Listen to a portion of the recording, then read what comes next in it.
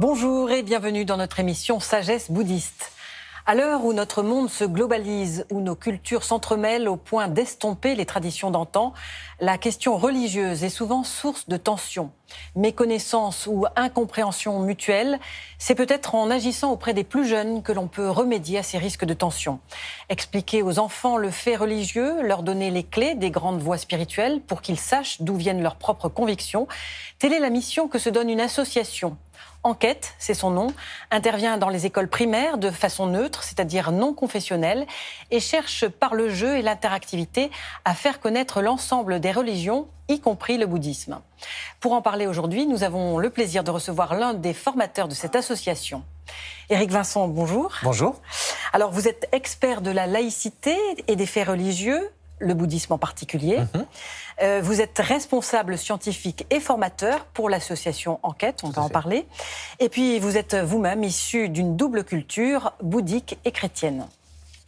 Alors, enseigner le fait religieux dans les écoles, quel a été le constat au point de départ ? Alors en fait, comme vous l'avez dit, pour commencer, on a d'abord une société française qui se pluralise rapidement.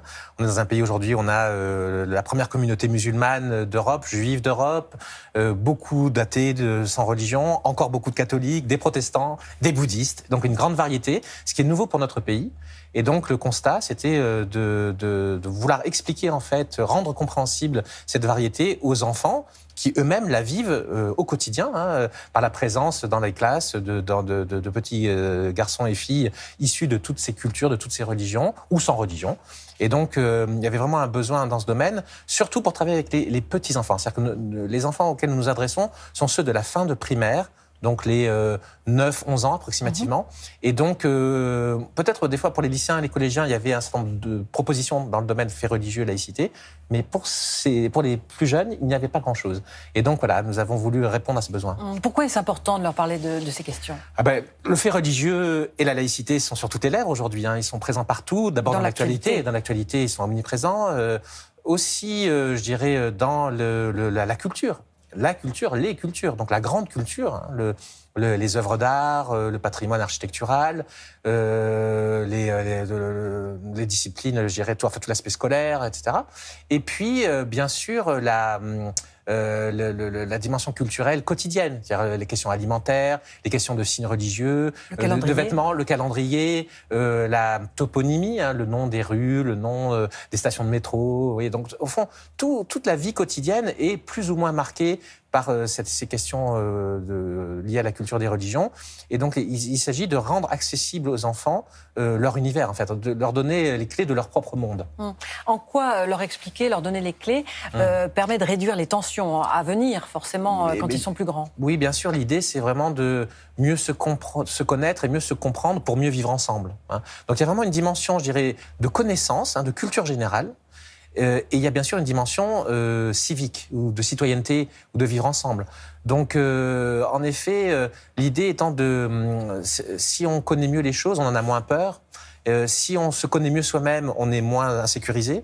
Et donc, il y a vraiment toute cette démarche aussi entre guillemets, de déminage, de prévention des tensions, avec l'idée aussi que si on fait ça justement avec des enfants jeunes, on est très efficace. On évite aussi d'être confronté à des blocages qui peuvent advenir à l'adolescence. On sait que les adolescents peuvent être plus en opposition ou en tension à l'égard des adultes, alors que dans notre expérience à Enquête, on voit que les enfants donc de 10 ans approximativement sont très curieux, très passionnés par ces sujets. Ils ont des choses à dire. Ils ont des choses à dire. Ils vont des choses marrantes d'ailleurs parfois. Il y a beaucoup de perles aussi qui sont donc dites par les enfants.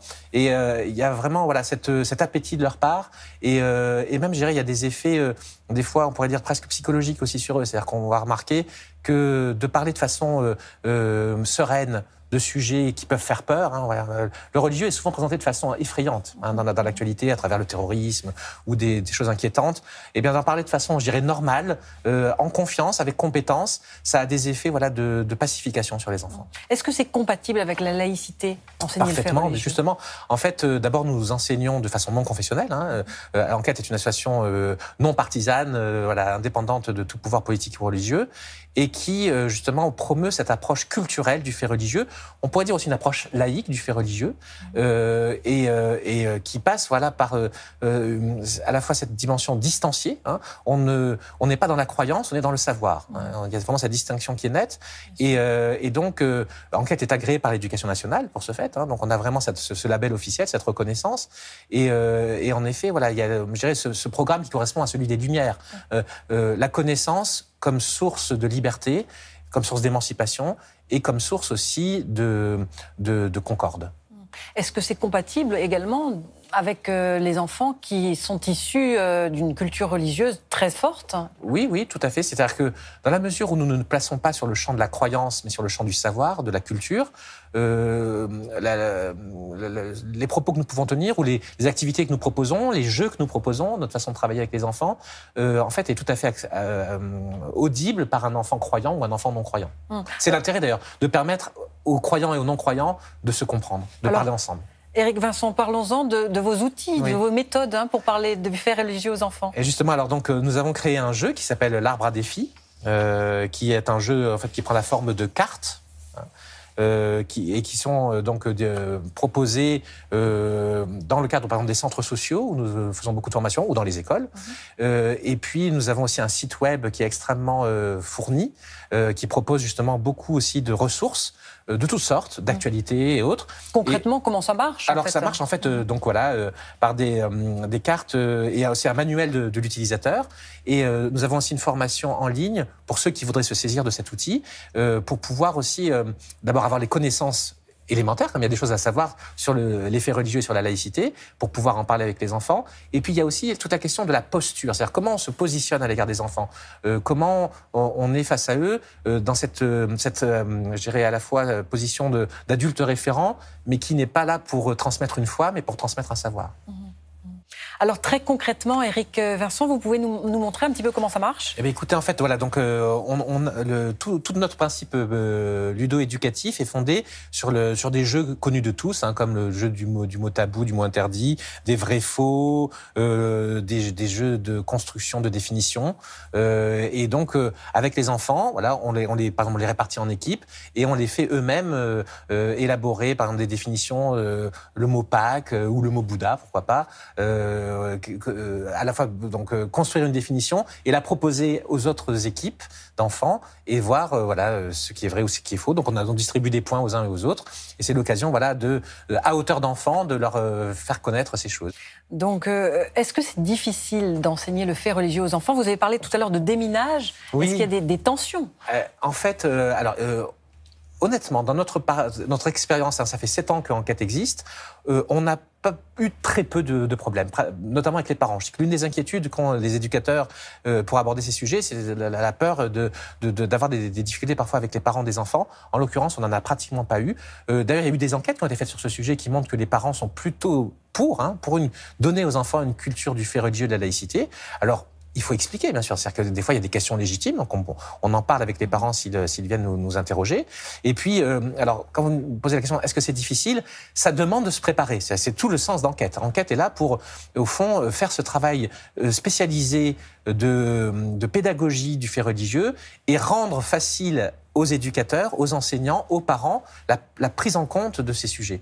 Donc, je pense que si on s'appuie sur notre expérience et sur notre expertise, ça devient facile. Mais pour nous, on se pose des questions quand même assez pointues pour faire ce travail au mieux.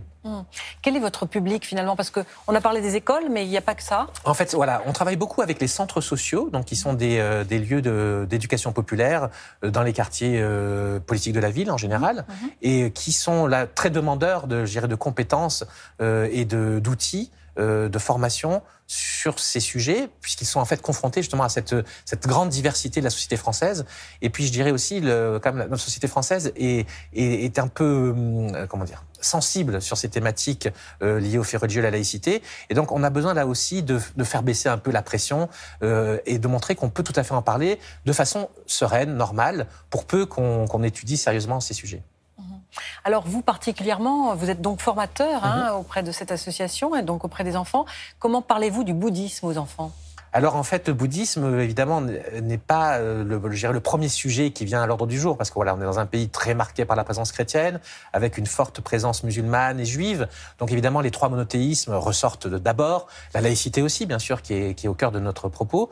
Alors le bouddhisme vient, je dirais, des fois de façon un peu anecdotique, notamment, par exemple, je pense à un enfant qui s'interrogeait sur le fait pourquoi les bouddhistes n'ont pas de cheveux. Et alors, la réponse qu'il avait proposée, c'est parce que ce sont eux qui boudent le plus. Que, à force de bouder, leurs cheveux tombaient. Donc, voilà, on peut avoir des choses assez marrantes. Et le bouddhisme est très intéressant aussi parce que justement, il permet de sortir un peu du débat entre judéo-chrétiens et entre monothéistes, et qui est très marqué par une histoire parfois douloureuse. Donc le bouddhisme, avec son côté un peu exotique, entre guillemets, permet aussi de décaler un peu les choses, de les déplacer, de les distancier, et puis aussi aborder une tradition qui n'est pas théiste, donc qui est originale de ce point de vue-là, et qui montre aussi entre athéisme et monothéisme, il y a d'autres possibilités. Quand vous parlez aussi, par exemple, de prière, vous exprimez la prière dans les religions monothéistes. On ne parle pas d'abord de spiritualité, vous voyez, de l'intériorité. Ce n'est pas le cœur de notre sujet. Comme tout à l'heure, on est vraiment sur le champ du savoir. Mais bien sûr, si les enfants posent des questions qui ont rapport avec la spiritualité, on ne va pas les éluder. Mais on est, voyez, plutôt dans une pédagogie de la maïeutique, de l'accouchement des questions, et au fond renvoyer les enfants à eux-mêmes pour qu'ils puissent eux-mêmes trouver leur propre voie, mais en étant bien informés. Donc l'idée étant de leur proposer, leur montrer la diversité des réponses religieuses, spirituelles qui ont été apportées par les traditions au cours des siècles. Alors, certains maîtres bouddhistes appellent à combler ce qui manque aujourd'hui, c'est-à-dire l'éducation du cœur. Vous, finalement, avec ce projet d'éduquer sur le fait religieux, vous apprenez la tolérance. Oui, on apprend la tolérance, vraiment la culture, comme je disais. Ouais, donc c'est cette idée que vivre avec des connaissances, avec la pensée, ça vous humanise. Donc en effet, on apporte, je crois, un surcroît d'humanité et d'ouverture d'esprit, et aussi une initiation à la complexité. Ne pas tout percevoir de façon manichéenne, en blanc et en noir, mais percevoir les différents points de vue sur l'existence humaine. Pour conclure, Éric Vincent, comment finalement les pouvoirs publics ressentent cette place que vous allez progressivement occuper ? Alors écoutez, on travaille en partenariat en effet avec beaucoup d'instances officielles. Donc comme je disais tout à l'heure, nous sommes reconnus par l'Éducation nationale. Nous sommes aussi labellisés par l'Élysée dans le cadre d'un programme qui s'appelle La France s'engage. Donc on a de très bonnes relations avec différentes instances officielles. Mais je pense que nous occupons une place importante parce que nous sommes des citoyens. Voilà. Les citoyens, les parents, les éducateurs doivent aujourd'hui se saisir de ces sujets pour aider aussi les pouvoirs publics à bien faire ce qui est nécessaire dans cette société qui se transforme. Merci Éric Vincent. Voici à présent quelques suggestions de lecture. Tout d'abord, le jeu L'Arbre à défi, dont nous avons parlé dans l'émission, édité par l'association Enquête. Il consiste donc en un jeu de cartes géantes pour parler avec les enfants du fait religieux et de la laïcité. Une spiritualité d'enfant sous la direction de Lita Bassett chez Albin Michel. Que sait-on de la spiritualité des enfants ? Dans cet ouvrage, plusieurs personnalités se penchent sur la question et livrent de passionnantes réflexions. 4 contes pour retrouver l'enfant intérieur chez Erol de sœur Jacques Nguiem du village des Pruniers. Une manière poétique de partir à la découverte de soi, des autres et d'avancer avec sagesse.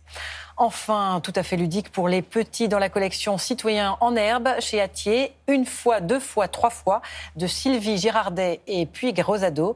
Une approche vivante, simple et tendre pour aller à la rencontre des religions. Voilà, c'est la fin de notre émission. Vous pouvez la revoir sur le site internet de France 2 en consultant plus.fr durant toute la semaine. Merci de votre fidélité. Très bonne semaine à tous. À bientôt.